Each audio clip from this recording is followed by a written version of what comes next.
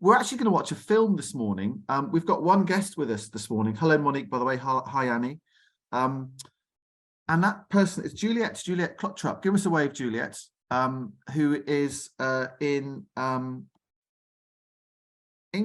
Where are you again, Juliet? I'm in Ingleton at the moment. Ingleton. Yeah. And by the way, Rob's in Devon this morning. Danielle's just back from India. We've got Kathleen's just back from New Zealand. So quite a crazy gang this morning. But Juliet is a filmmaker, a wonderful filmmaker, and she'll be telling you a bit about herself and her work shortly.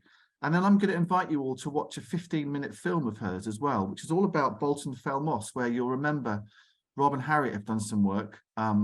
It's an old industrial peat area quite near to Longtown, sort of between Longtown and Brampton, which is being gradually reinvigorated into a nature reserve. And there's been an artistic project going on there as well. And Rob and Juliet have both been part of that. So we'll hear more about that shortly. And the way that we're going to do this morning is I'm going to invite you to leave the call open, but just open a new window on your tablet or phone or laptop or computer.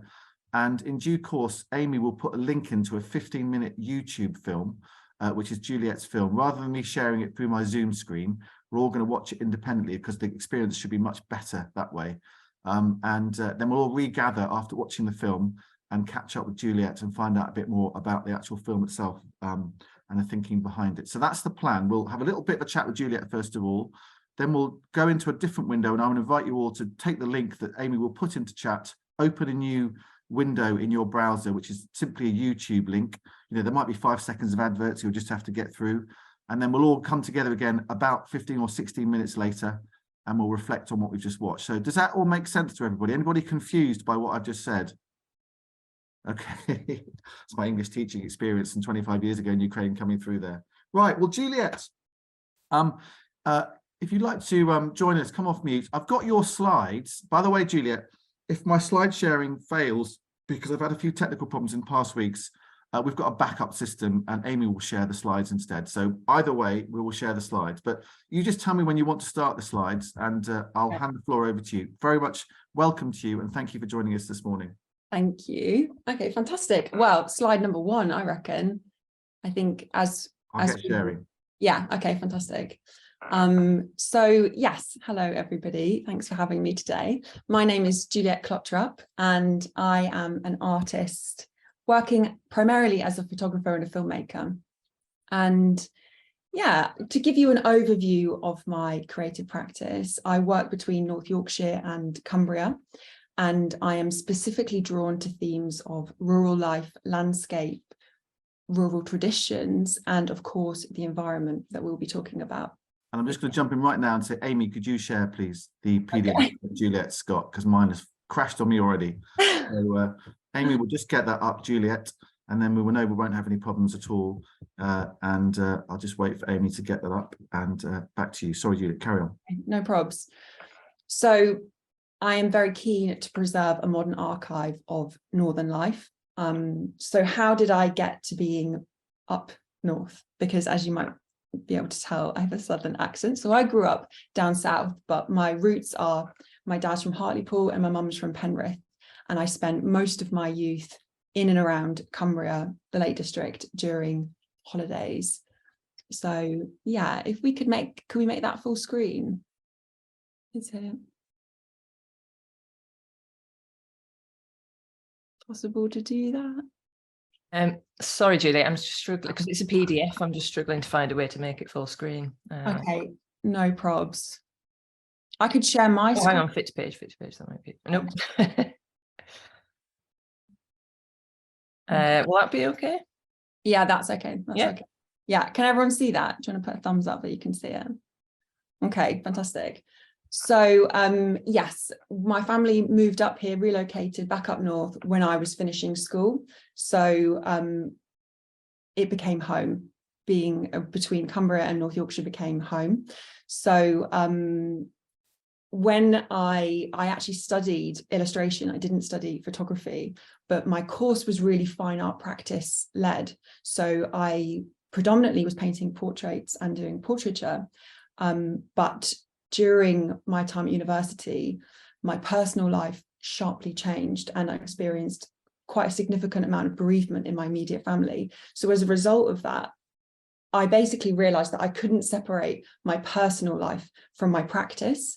So I began to do lots of work about youth and what it's like to be young today, because I had felt quite quickly that I'd left youth, or like I had an absence of youth. So I began this quite intensive long project, traveling from north to south, photographing young people, teenagers, and asking them about their experience of what it's like to be young today.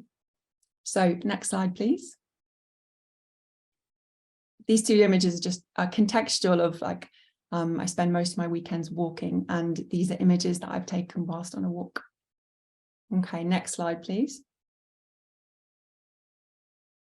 So from this project that I was doing at university, it then evolved into a project called Youth of the Rural North. So I was at home, and having just done this project covering areas from north to south, I then decided I would love to investigate what it was like to be young and growing up in a rural area, specifically on my doorstep, basically. And I knew that the lived experience of a young person in the north in a rural area would be very different to people that I'd spoken to in Brighton or London or Cornwall. And so this project was part funded by Great Place Lakes and Dales, who were doing a lot of work trying to capture and record and understand young people living in the area and how they can stay in the area or afford to be in the area. So this project is a 16-minute short film and a photo series. And I shot the entire film on Super 8 film, so 8mm film, and the portraits were on medium format film. And so for me, it felt like a medium that was, some people might disagree, and the discourse about photography being truth is a vast one, but for me, it felt like truth to directly represent somebody on a negative, having just taken their photograph of them right in front of me. So this is a project that I started with. Next slide, please. One of the portraits from this project, a portrait of William Dawson, my neighbour, a local farmer, won Portrait of Britain with the British Journal of Photography, which was an incredibly exciting feat because it meant that this image of William was shared nationwide. It was on billboards, LCD screens, the underground, bus stops, service stations. It was everywhere. And what was so exciting was that it informed a new conversation about the fragility and a wider understanding of the fragility of a life as a rural hill farmer. So William was also pretty tough because it was on BBC News, which is very exciting. But it just showed to me that it was visual communication at its best. At this specific time, maybe you can't quite see here, but the photograph of it at a bus stop, the image at the bus stop, it was taken during lockdown. And so again, a new conversation about talking about a young person, William, whose experience of life is largely in isolation, rural farming communities, work on a small scale, being dependent on a close-knit community. And for some people, for the first time in their lives, because they had to be, they were working in a more isolated environment. Next slide, please. So from that project, I then continued to investigate, archive, collect, record stories, learnings, experiences of young people in and around Cumbria in North Yorkshire. And from these images, I don't know how well you can see them, but just as an example, the skateboarders there are based in Barrow. And then on the far right, you have a girl who's standing outside Kendal Castle. So it's a very different lived experience in a very, in not, you know, Cumbria is huge and you can have a very different reality. Next slide, please. I'm trying to be as concise as possible. So beyond just, you know, investigating what Barracull, yeah, it's Barracull. Whoever said that. Next, yeah, so sorry, this image. So beyond young people, other communities that I have spent the last couple of years photographing is the travelling community.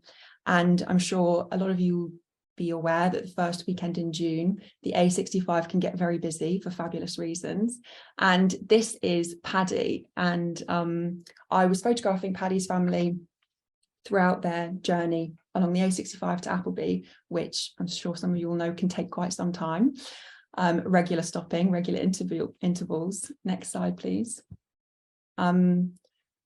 So I don't have any Romany routes or travelling routes, but there is something about a big sprawling family and a sense of occasion each year and a celebration that the Appleby Festival is really resonates with me wholeheartedly. And so throughout the years, I've now become quite close to lots of different families, and I see them every year.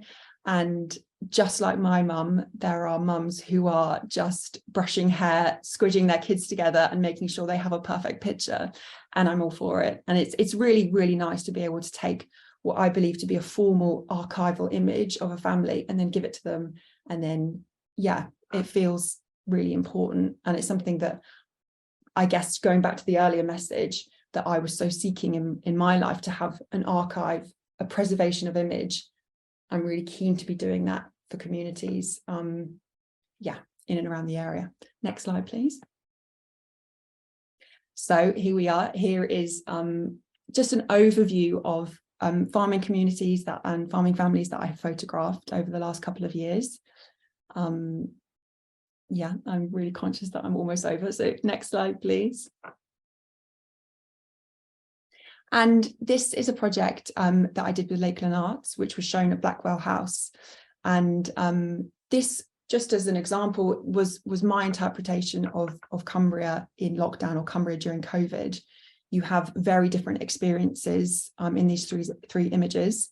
You have a couple on their wedding day who, there were only 3 people there. That's my sister and her husband getting married in Cumbria. And I was the photographer, so 3 of us there because nobody else could come. You have Ismat in the middle, who was a student, she's now graduated, a student radiographer, studying at Cumbria University, whose first week studying, she was on the front line, and she speaks, gosh, with such, I mean, I think she's a hero and very brave to have dealt with all that she did, but she felt like it was a duty. So yeah, very different experience. And then also you have Erin and Pandora there on the way to Appleby, and Appleby Fair was obviously cancelled only twice in history, once because of foot and mouth and then because of COVID. Next slide, please. And so here we are onto, that was such a whistle-stop tour, not conscious of time. Here we are on Moss of Many Layers. Now, good job Rob's here, because he will be able to input at some point.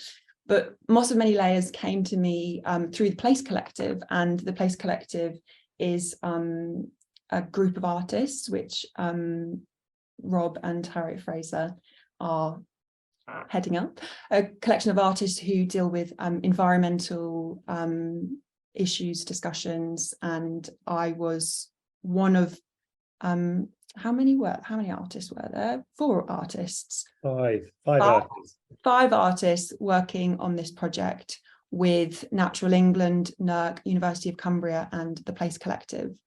And so from my experience of this project, it was a learning experience. I still can't truly articulate myself very well about the complexities of peat and its importance, but what I can do, and what I did do, was investigate the personal experience people have to a sense of place, interview people, record, archive, document, preserve, collect, which is what I love to do. So if you would like to watch that, and then afterwards I have a selection of images from the project that we can look at afterwards. Great, thanks, Juliet. So while Amy just gets that link and pops it into chat, Amy's working hard this morning. We will just reflect, and Juliet, just sorry, did you say this? Where are you from originally? You're from the south, right? Yeah, I grew up down south. Yeah. Yeah. Okay. So the whole Cumbrian thing was you moving here, and after stuff going on in your life and exploring your kind of artistic reach, I suppose. Yeah, well, my my mum is from Penrith, and actually during lockdown I did a lot of archiving of our family history. Okay. And so beyond my mum's family, there's like 6 generations Penrith born and bred. So it was, I feel like it's in my blood. And Okay. yeah. All right. So we'll just pause there, and I'd invite everybody, if you go to chat, you'll see that link that Amy's put in there. Copy and paste that link into your browser, into another window. Let's all stay on mute for this call. So just keep this call up if that's all right.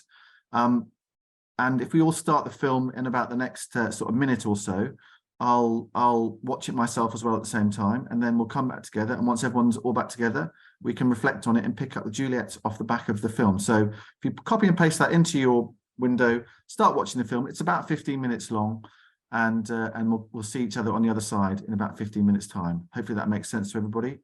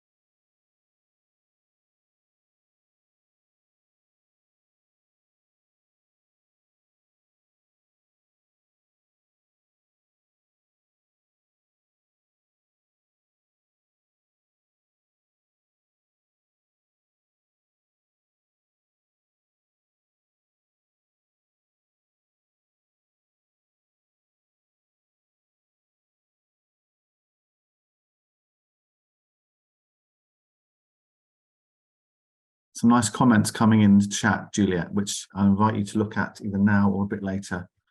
From Caroline, from Danielle, and from Phil. George, have you managed to watch it? Yep. Okay. I think we're all back together. So Juliet, would you like us to return to your slides, or do you want to just say something now about the film? Yeah, we can. I'm happy with either. I've got some slides which are some photographs that I took alongside the project. Okay, well, let's just finish going through the slides then, and then perhaps if anyone's got any questions, we can pick up off the back of that. So I'll invite Amy to reshare her screen so that we can go back to those slides as to where we were, and you just pick up when you're ready with Juliet. Okay, so that was over a year in the making, and you know, beyond speaking to over 30 different people who live close by, students, artists, researchers, people who lived there, near there, who had worked there on different stages of it being an industrial peat site. There was time, Harriet Fraser so articulately put it, that you have to spend time with the bog, and Rob can attest to this, that we found ourselves having something called bog time, where you couldn't just be there for half an hour, you would be there for hours and hours, and there's just so much to see. Given the size of it, I think I've got written down here, it's about 480 hectares, is that right? Yeah, 480 hectares, which is quite difficult to comprehend. But, you know, from my personal standpoint, being on the site when I was lone working, there is so much to see. And you would see in these 2 images, you can see here a very different seasons. And I would be investigating a small piece of heather, and then all of a sudden you would see the weather change, and you had just about enough time to wrap yourself up, and then I don't know, just move on to the next thing as the rain drowned you. Okay, next slide. So going on to talk about the different people that I met on the site, one of the artists, Anne, was doing a lot of community engagement with schools and different workshops with school children. And that was a really beneficial time for me just to be an observer, because some of these students had never heard about the site, or their grandparents had worked on the site. So they were beginning a new relationship with Bolton Fell Moss.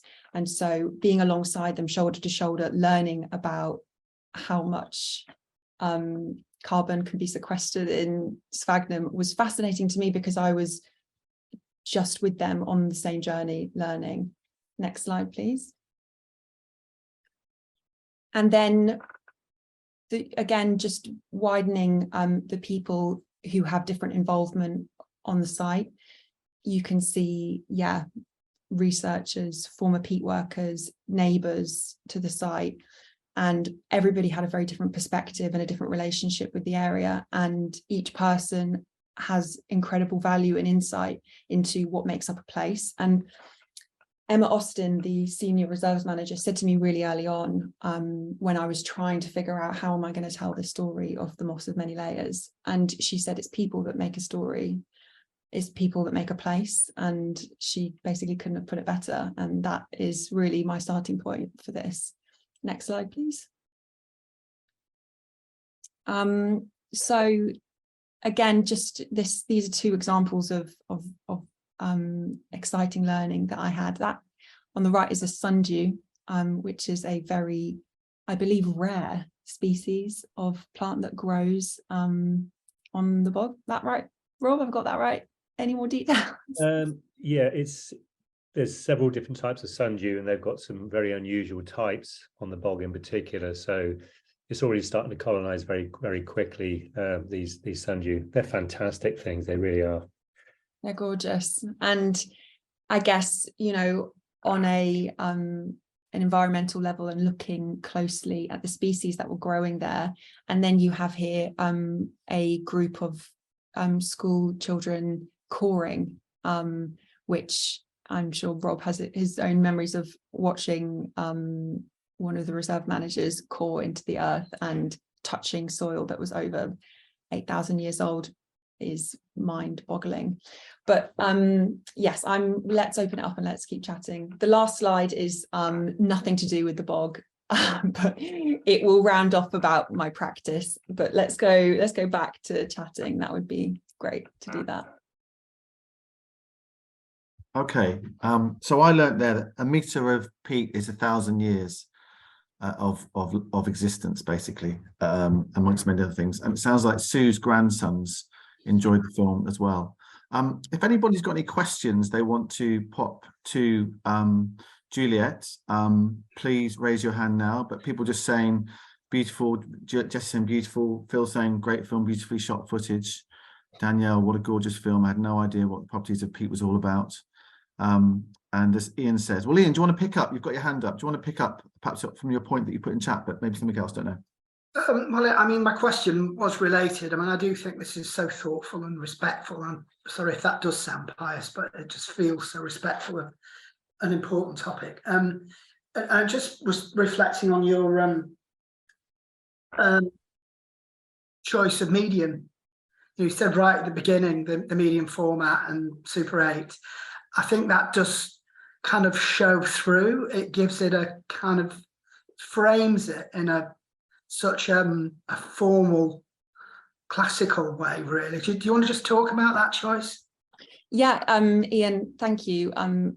You've said that. I feel in some ways, maybe because I started painting portraits and being really interested in traditional portraiture.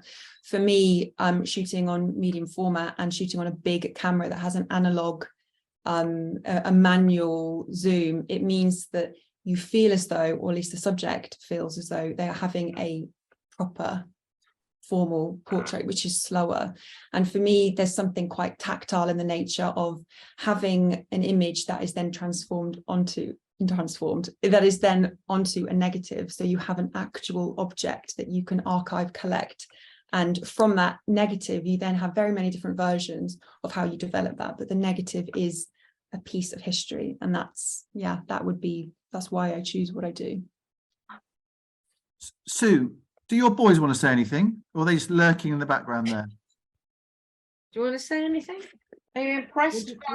What did you make of that film, boys? Thumbs up. It's always good to have a nice age range of interest on these calls. Cheers, guys. And Sue, what did you make of it? It's amazing. I loved it. The history, the social history, as well as the natural history. Yeah. That's what interests me particularly. And also just that thing of a meter of peat, that's 1,000 years. Like you, that's whoa. Yeah. It's quite a stat, isn't it? Yeah. I think the pace of the film, Juliet, it's a beautiful thing as well. We might come back to that. Derek and then Rob. Thank you. Yes, it was absolutely fascinating. Thank you, Juliet. What I wanted to ask, being completely ignorant of these things, is I understand that peat is no longer being cut for go into compost and so on, but to what extent is positive action with a place like this moss, positive action by people, is that part of the process, or is it essentially a question of leaving it alone to recover? Well, I hope I'm answering this correctly, but then are you asking what is the need to have people being involved and not just leaving the site alone to do its own thing? Well, there's obviously a very strong educational purpose to it. Mm-hmm. But in terms of the recovery of the site itself, Mm-hmm. that's really what I meant.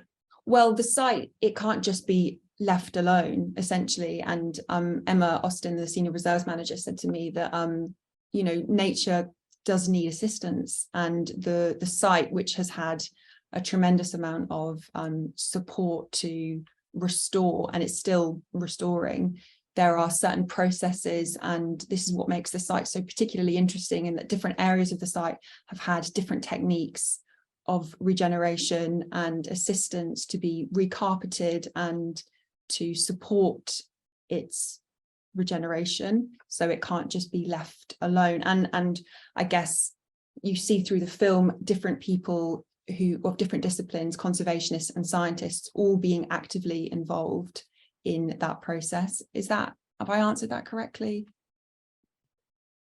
Rob, do you want to pick up anything there and also hand up? Yeah, I think the main thing about peat bogs is that they need to be wet, Goldilocks wet, not too much, not too little.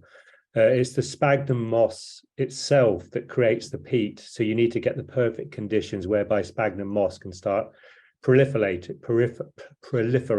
And then once they decompose, they'll draw down the carbon, then they'll kind of get subsumed by itself. And then they store that carbon that they've taken in the peat. So it's locking up more and more carbon. So the greater area you have of sphagnum moss growing, the more carbon we can draw down in the atmosphere. And this is a huge site. You know, it's one of when it's properly restored, it'd be one of the biggest sites in England for carbon sequestration. So I wouldn't say there's a lot resting on it. There's no pressure on the bog itself to do its own thing. You know, it's doing its own thing anyway, but it's a really important space to learn about what we can do better to store carbon and move forwards. And it's a beautiful nature reserve. You know, it's fantastic. It's a beautiful, you've been there, Tom, so you know it. I have, yeah. I went there and I recorded some stuff. It's on episode 6 of the Behind the Scenery podcast, which you can find on the CACN website. And I had a lovely morning there. We walked right around the boardwalk, which has been put in probably, you know, it's about an hour and a half to get round. And it's a magnificent site. It's one of those raw bits of Cumbria that you don't know exist until you go there. I was going to ask, I think picking up on what Amy's put there as well, then we'll come to you, Helen. You know, I think part of the fascinating bit of that film is the interviews with the local people and the farmers and the people that used to work there. It's absolutely beautiful to hear them talking about it. But did you come across any sort of, you know, not antagonism, Juliet, but people sort of, you know, well, this was a living, this is what we did, this, you know, environmentalists kind of sort of save the world and stuff. Well, you know, kind of get real, you know, it's kind of, you know, this was life. Did you get any sort of friction in your interviews? I mean, during my interviews, no, and I wouldn't say antagonism. I think it would be people need to be heard, and everybody has a different relationship with the site, and they have different relationships with how the site has different people who have managed the site in different eras. So I guess because I'm from a neutral point of learning and understanding, I'm not there to have contentious, conflicting conversations. I'm there to listen. I don't always necessarily agree with what I'm being told, but I am there to capture, record, collect.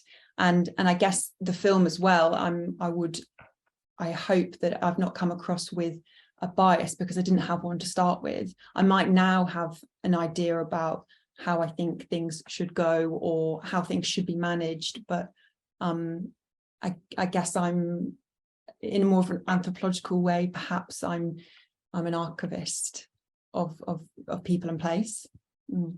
Your interviews, I love the way that you've edited them and let the people speak, and I've loved the way you've left the pauses and the all that stuff that sometimes clinically gets cut out of news pieces in particular. It just adds to the story that you managed to tell with that 15-minute film. Helen, did you want to mention something? Yeah, sorry, I was on mute. Yeah, I'm sort of sitting here listening to everybody, and I'm actually working on a quite similar project.